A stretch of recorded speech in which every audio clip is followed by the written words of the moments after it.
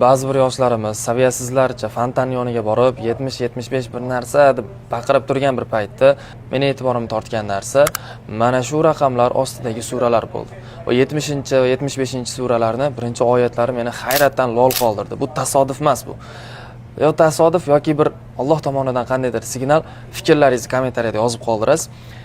Xullas 70-sura, birinchi oyati Salasailun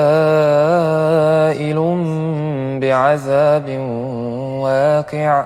Ma'nosi qiyomat kuniga ishonmaydiganlar Rasulullohdan qiyomat haqida o'zi u bo'ladimi yo bo'lmaydimi deb mana shunday ohangda so'radi. Shu mazmundagi oyat. Va 75-sura, birinchi oyati. La uqsimu biyawmil qiyamah. Qiyomat kuni bilan qasam ichaman. Mana bu ikkala raqam ostidagi oyatlar qiyomat oyatlari.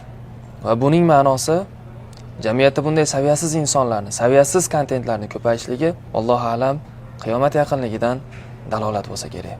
Bu videoni yaqinlaringizga yuborib, fikrlaringizni kommentariyada yozib qoldirasiz. Assalomu alaykum.